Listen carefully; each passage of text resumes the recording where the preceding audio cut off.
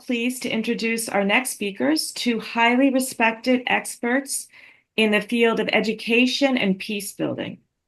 Dr. Moshe Poltorak is an educator, researcher, and lecturer at Levinsky-Wingate Academic Center. With his vast experience in academic and practical approaches to education, Dr. Poltorak has been dedicated to fostering a more inclusive and holistic approach to learning.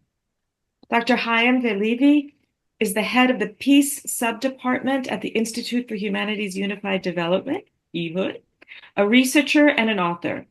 His work focuses on bridging gaps between cultures through education and understanding, playing a crucial role in the promotion of global peace.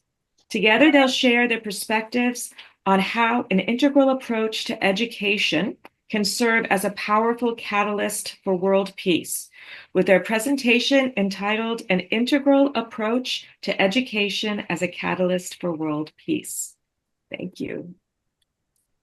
Thank you. Hello, everyone. It's a great privilege to be here with you today and share some of my and Chaim's insights with you. Before I dive into our main points, I just want to say how inspiring it is to see people from different countries coming together in real time through such complex online coordination. It's a powerful reminder that we are all truly part of one interconnected human network. So let's go on.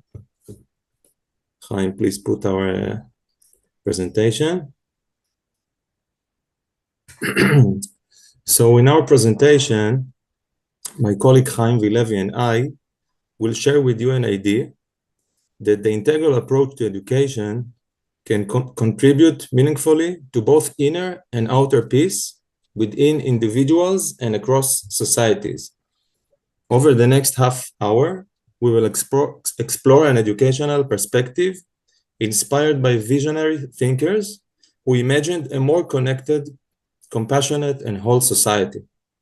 This approach holds significant potential for educational frameworks worldwide and is already being implemented in meaningful and practical ways here in Israel, including in the kindergarten where I have been working as an educator. So let's begin. Please, Chaim. So, my name is Haim Vilevi. I recently completed my PhD in peace studies, but honestly, the path that brought me here started way before any academic degree. I started with a feeling, a deep sense that something in the way we live, the way we treat each other just isn't working. But let's start from the beginning. We all want peace. But the question is, how can we achieve it in a world where people are divided, disconnected, and focused mainly on themselves? We often think peace is about politics and agreements, but true peace doesn't begin at the negotiation table. Peace begins inside people, in how we are raised, in how we learn to relate to others.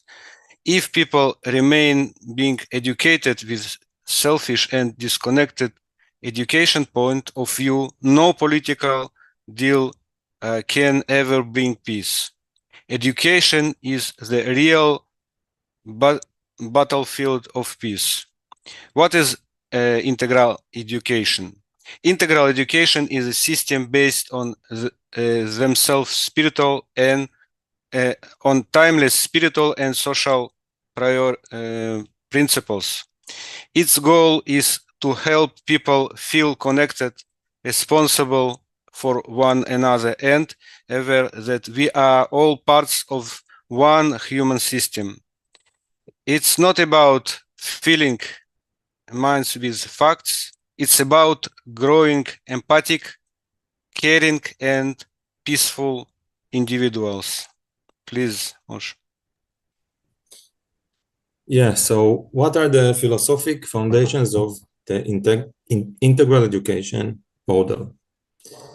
The integral approach to education is holistic, recognizing that human well-being and development depend greatly on the quality of relationship. Long-term studies like the Harvard study of adult development show that close relationships are the strongest predictor of life satisfaction. This emphasizes the need for education to nurture emotional, social, and ethical growth, not just cognitive skills. The integral model combines philosophical thought with developmental psychology to guide education. Philosophical insights from Jewish thinkers add ethical depth, while developmental theories offer evidence-based understanding of human growth. Though often viewed as separate, these paradigms are complementary and together support an educational vision that connects personal development with social well-being. I will now introduce the key thinkers who shaped this approach. Martin Buber emphasized the relational foundation of education. In his philosophy, I-Thou, relationships, he argued that true education is not about the mechanical transfer of knowledge, but about authentic dialogue, mutual presence between teacher and learner, where each person is seen as a whole and equal human being. Education for Buber is rooted in encounter and reciprocity.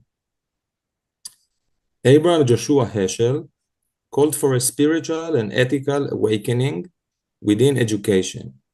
He believed that learning must cultivate awe, wonder, and moral responsibility, not just vocational skills. For Heschel, the goal of education is to nurture the soul, not just the intellect, and to prepare students to live meaningfully and responsibly in the world. Yehuda Ashlag Baal HaSulam brought a visionary collective dimension.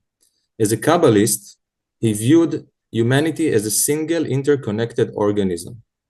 He believed that the purpose of education is to foster awareness of mutual responsibility, emphasizing that the individual's well-being is inextricably linked to the well-being of society, and that the flourishing of society as a whole depends on the moral and emotional development of each individual within it. His teachings promote a shift from egoism to altruism as a path to lasting peace. Together, these thinkers offer a powerful ethical and relational foundation for integral education, an approach that aims to build not only competent individuals, but compassionate, socially responsible communities. From the developmental psychological perspective, we will now highlight three influential theories that emphasize the central role of human relationships in shaping individual development across different domains. These theories have had a significant impact on the field of education and continue to inform relational, child-centered pedagogical approaches. Attachment theory of John Bowlby. This theory posits that the early emotional bonds formed between children and caregivers are crucial to healthy development. Secure children and caregivers, secure attachment leads to better emotional regulation, social competence, and readiness to learn. In educational settings, when children feel emotionally safe and seen, they are more open to exploration, creativity, and collaboration. The Socio-Cultural Theory of Lev Vygotsky. Vygotsky emphasized that cognitive development is deeply rooted in social interaction. Learning does not occur in isolation. It is constructed through dialogue with others, and especially through guided interaction with more knowledgeable others. Concepts like the zone of proximal development and scaffolding highlight the educator's role in guiding and co-creating knowledge with the learner, emphasizing relational dynamics in learning. Ecological Systems Theory of Urie Bronfenbrenner. This model views development as a dynamic process shaped by multiple interconnected environments, from the family and the classroom to culture, policy, and society at large. It calls for educators and systems to recognize that learning is embedded in a broader social fabric, and that educational success depends on nurturing all layers of this ecosystem. To conclude, both the philosophical insights and psychological theories presented here converge on a single truth. Human development is inherently relational. The integral approach recognizes this and calls for a transformation in education, one that honors emotional connection, dialogue, mutual responsibility, and the social fabric that binds us. Only by educating the whole person, mind, heart, and community, can we begin to prepare future generations to contribute to a more peaceful, just, and interconnected world. Okay, let's talk about today, after theories, the crisis on disconnection. Let's look honestly at the world around us.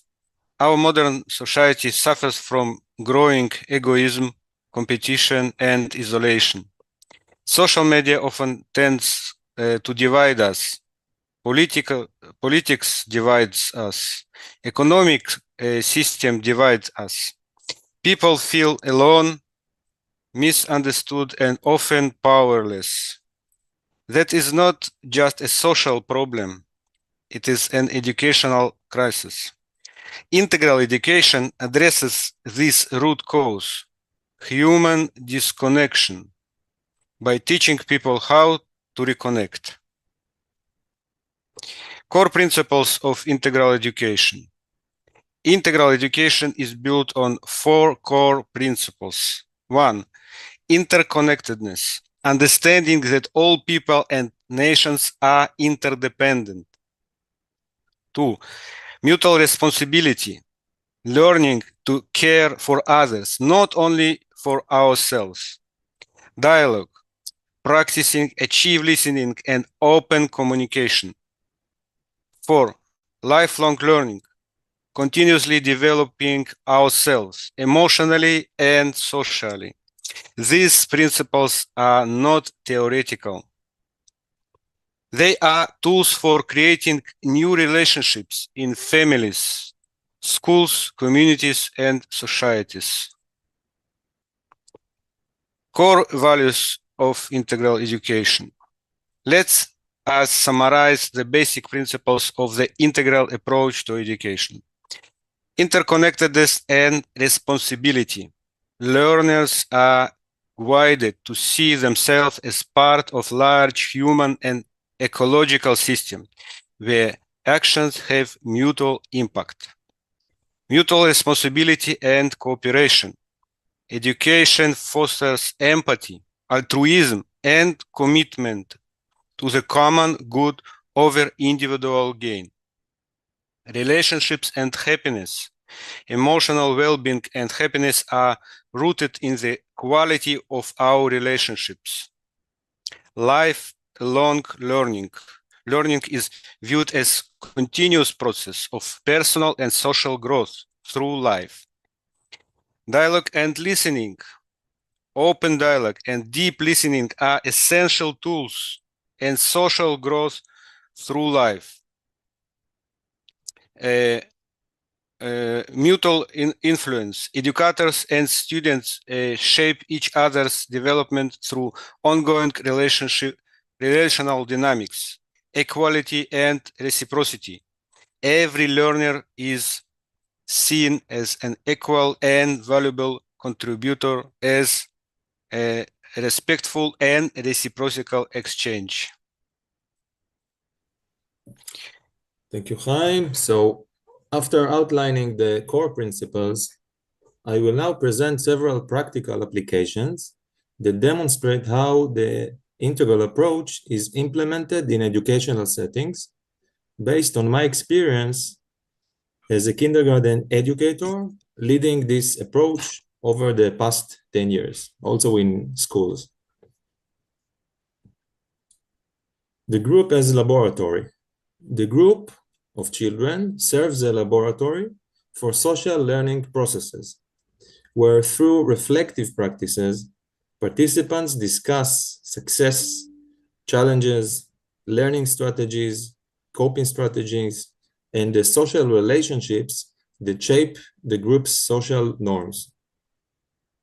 Community-based learning. Integrating the community into the daily routine of the educational setting, along with educational field trips in the surrounding environment, enables children to learn about interrelationships between people and systems, and to engage in experiential learning within real-life contexts. Social activities and games.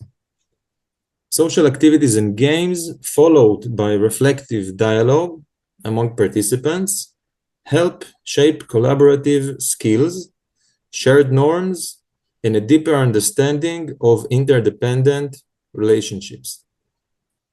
Pro-social climate.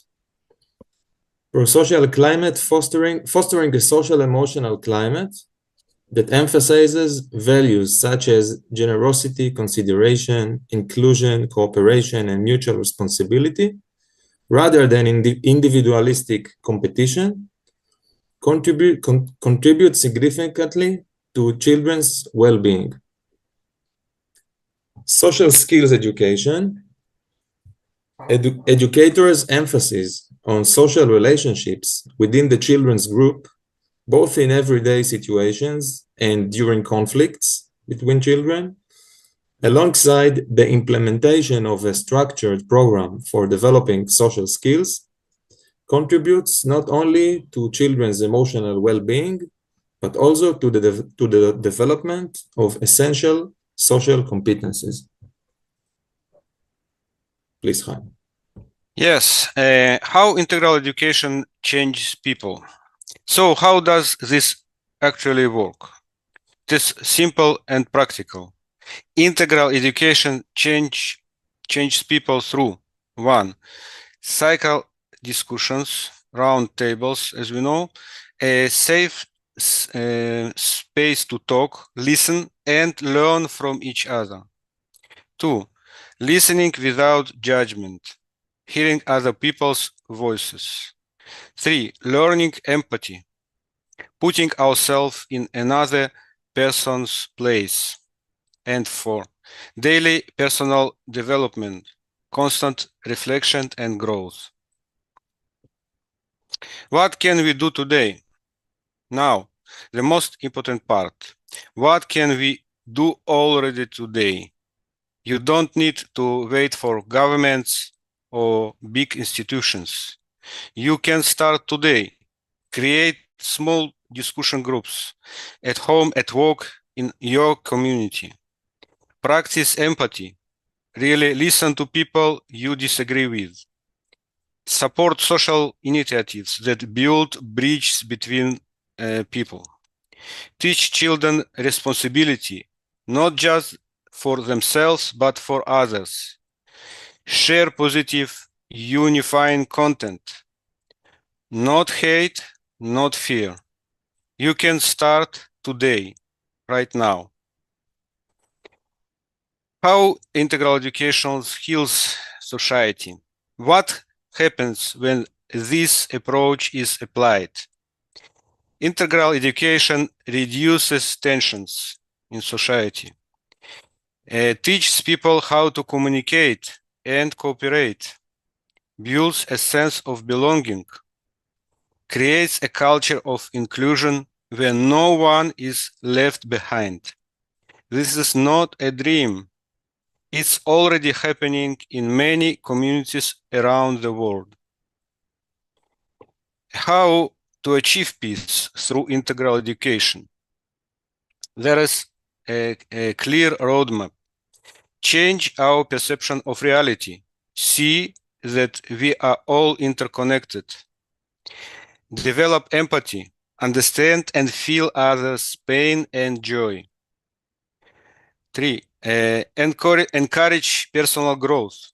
Work on ourselves every day. 4. Promote mutual responsibility. Care for others' well-being. Build a new system of relationships based on care, trust, and dialogue. The future is in our hands. Peace will not come from politicals or from power. It will not come from external agreements. It starts with how we educate ourselves and our children. Integral education is not just a theory. It is practical, real way to build a world of peace. It starts with you, today, now. Thanks. Thank you. Thank you so much for this wonderful talk.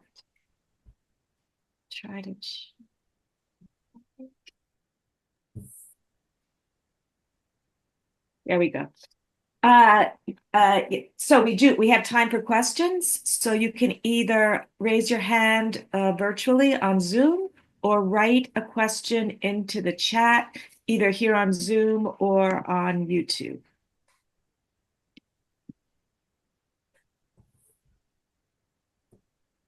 Okay, here's one from YouTube.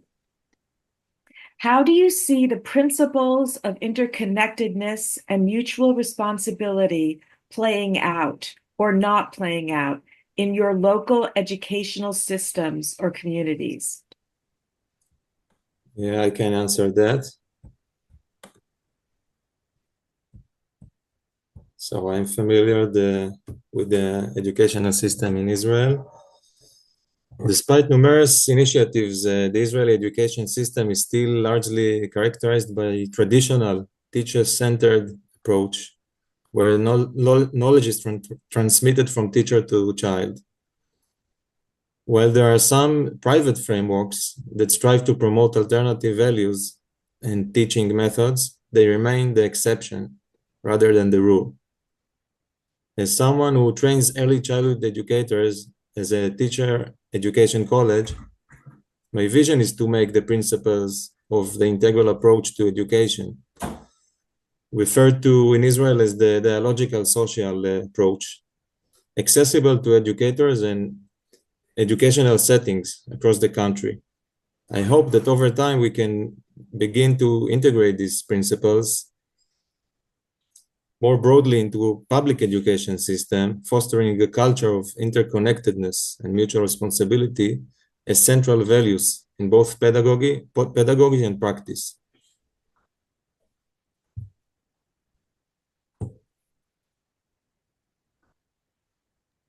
Do you have other questions? Thank you so much. Here we go, from YouTube. What challenges do you think educators might face when trying to shift from a competitive, individualistic model to an integral, relationship-centered one? Yeah, so how do educators, what kind of problems will they face when they try to make this shift? So I also served as a teacher mentor, and I find that the largest challenges lies in the fact that most educators themselves were shaped within the traditional system. The values of competition and standardization and the individual performance are deeply embedded, not just in the structures of educational system, but in the professional identity of many educators. Transitioning to a relationship-centered integral model requires more than adopting new tools. It requires a shift in worldview and willingness to unlearn long-held assumptions. For instance, in my work with school teachers, helping them implement the integral approach, I taught them about tools like group connection games. However, I noticed that many teachers tended to view these games as merely technical tools for enhancing classroom learning, rather than a powerful means for cultivating social norms and shared language between students and teachers. For me, these connection games embody a core value. For them, they were often reduced to strategies for improving the teaching of curriculum content. As a result, the use of the games was limited and didn't fully reflect the deeper potential of these tools to nurture mutual responsibility and authentic connection within the classroom. Thank you so much. We have another question from YouTube. How can teaching emotional intelligence, empathy, and teamwork help turn global conflicts into cooperation, especially in divided societies? Yes, we see that all our education system may prepare people for new world, and if we encourage people to these values, we will see that it will be in our social media and in our all our systems, and I think it will be a great way to the world peace. Thank you. Here's another question. How can we shield children in integral educational models from the negative influence of general society?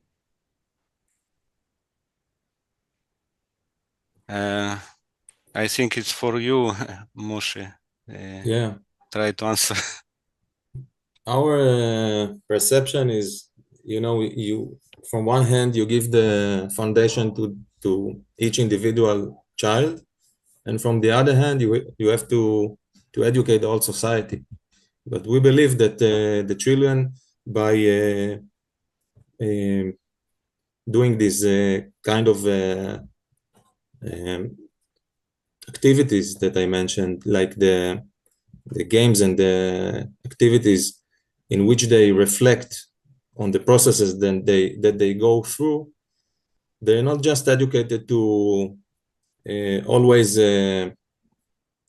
they learn how to manage in different situations, because they learn how to better know themselves and the other. So they get great tools to so they can strive in every society and in every place, and hopefully they will shape the society they are in. That's what we hope. Thank you. Here's another question. Is it possible to change children's minds with proper education if the family and social background is not supportive? Can children influence the family background? Not really. That's why, in our opinion, it should be. I mentioned it that it's community based. It should be the families and the educators and the children are supposed to be in the same environment, feeding from the same values, because the families have a lot of influence on the children, and it can be very confusing for them.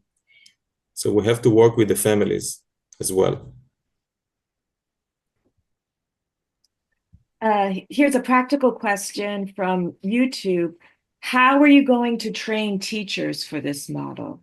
And I'll add, how are you going to educate the families too? Just sort of, I guess this is a practical question. Yeah. Nowadays, the teachers, the educators have a significant role, because the parents lose their authority in these days. The children already they get their information from the social media, and so that's why the parents should use the guidance from the educators and the schools. So that's why it has to be one community, and it's truly a challenge to change teachers, because they are very rigid in their beliefs and their practices. So, but it has to be a holistic process. Yeah. Thank you.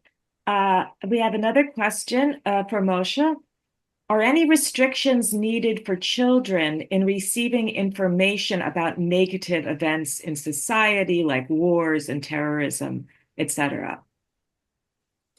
Okay, me working with the younger children.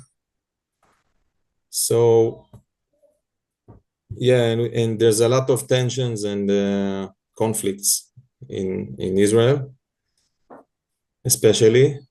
So we of course never lie, but we give the information just that is appropriate to the level of development. We put we always we try to magnify the good that we can achieve our goals, and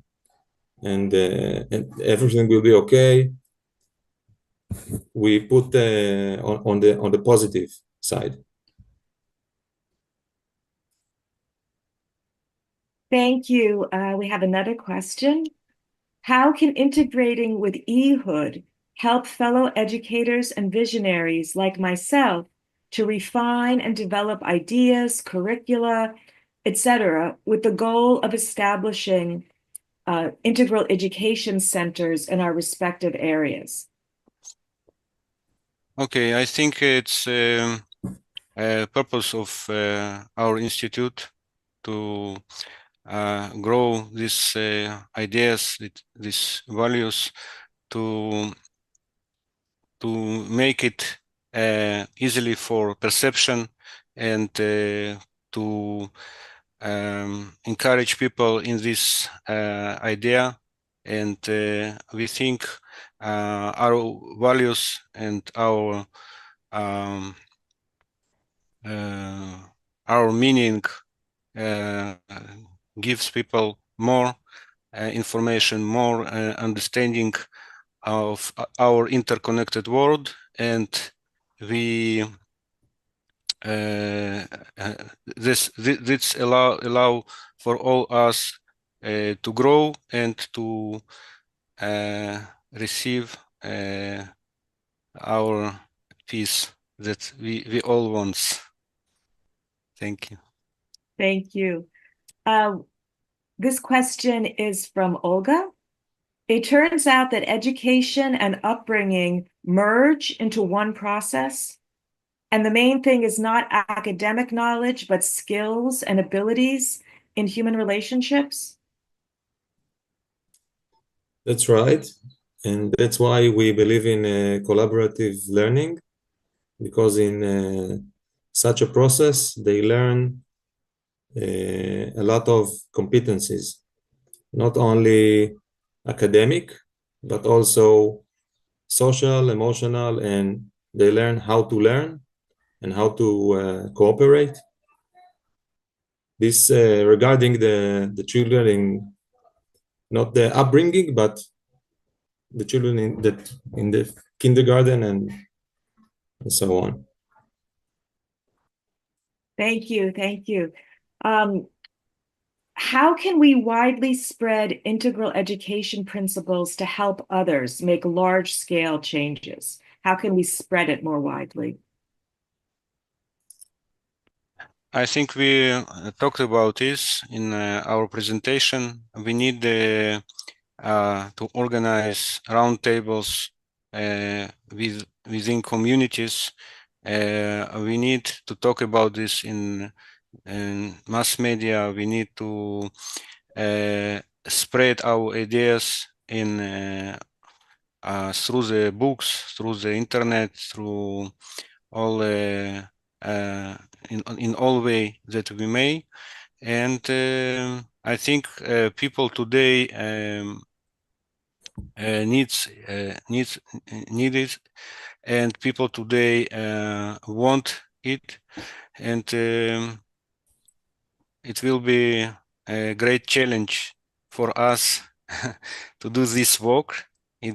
This work take us more and more power, and it will be give the people understanding and power to the future. Thank you very much for this attention. Thank you so much. Thank you so much, Thank you. Thank Dr. you. Vilevi and Poltorak.